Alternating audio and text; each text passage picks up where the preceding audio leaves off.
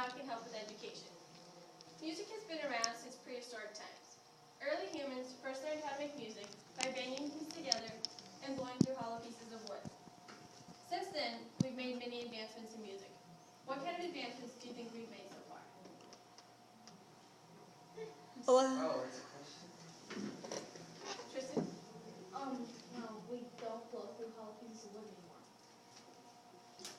What? Dude, I got you. we blow into metal. Okay, yeah. Random. You don't get that. We've gone from not knowing to know what it is and making it good. Yeah? Sai? Use electric. Yeah, good. Do instruments. What kind of instruments? Like trumpets and piano and Okay, one more? Different styles of music. Yeah. And with these advancements, there are many benefits. Music can help with reading, math, listening, and can help with coordination and act as a stress relief. But before I go any further, I have a quick video on how music helps kids learn.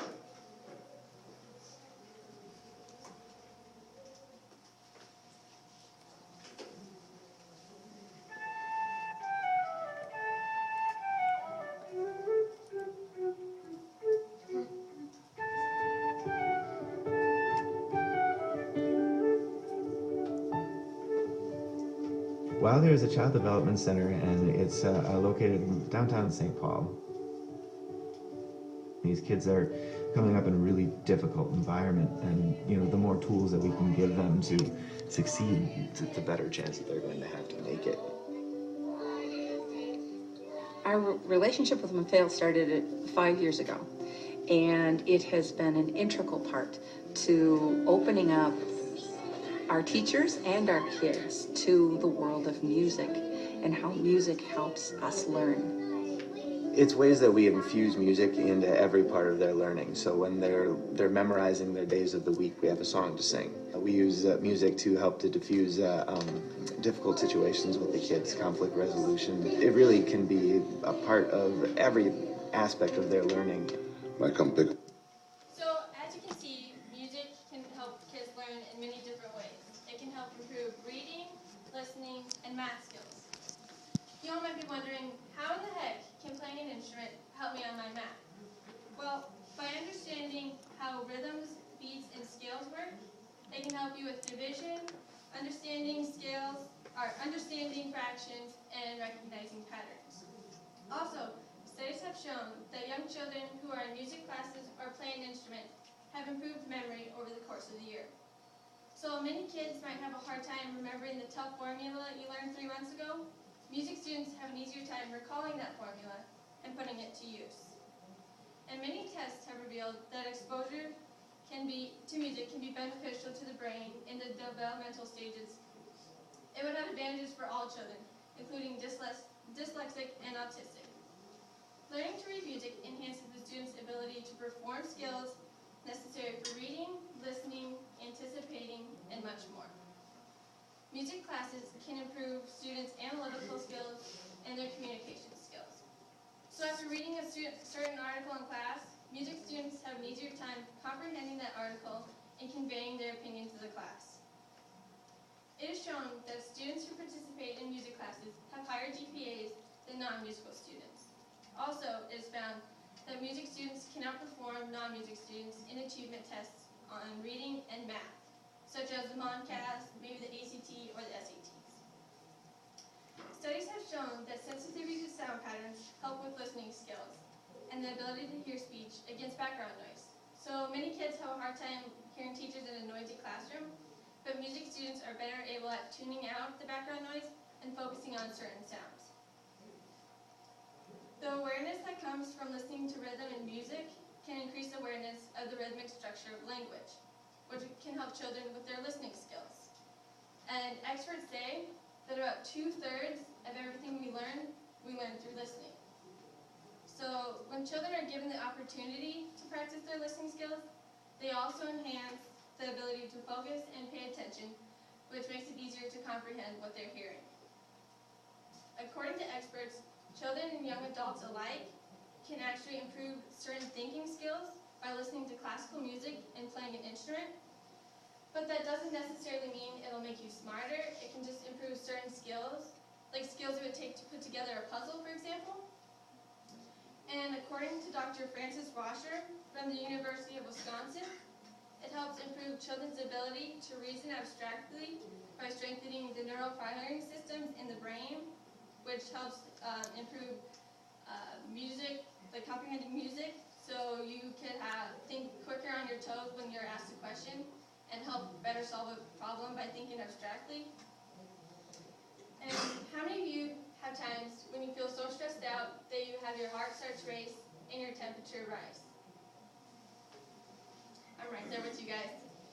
So music actually has the ability to reduce stress in the body. Professor Nina Kraus led a study, and she says that music can actually has an impact on the automatic processing section in your brain. And that's the lower part in your brain that controls your breathing and your heart rate and reaction to sound.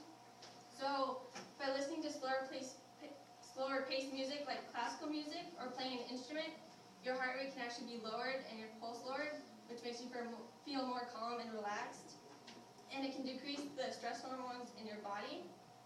But not every type of music has this effect on your body. For example, upbeat music like hip-hop or heavy metal actually has the reverse effect and can make you feel anxious and increase your blood pressure and your heart rate.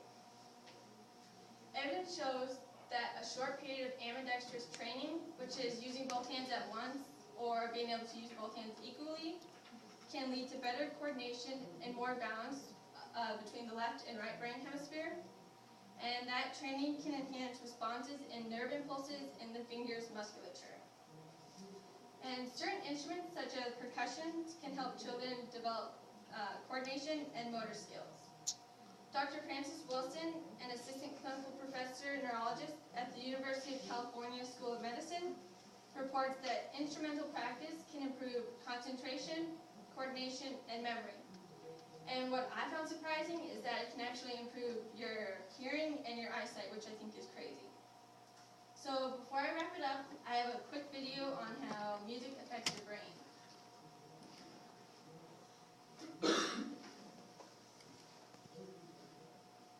Sorry.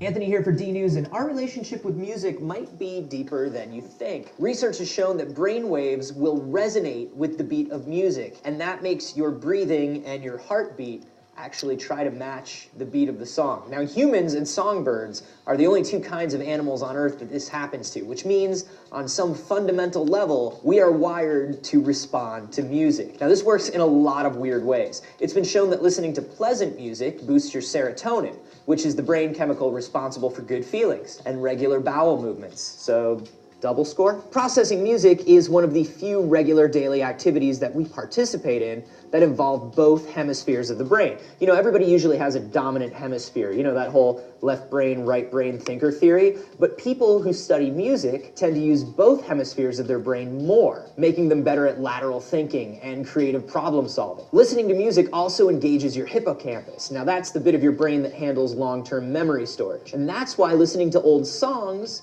sometimes brings back memories that you've forgotten. Even somebody with Alzheimer's and dementia can have recovered memories through listening to music. Now, So, as you can see, music is not just for learning or entertainment. It has many benefits, including helping you with math, reading, listening, can even act as a stress relief and improve your coordination. Without music, humans would have limited ways in how they express themselves. Music provides an escape for everybody that we need every once in a while. Any questions?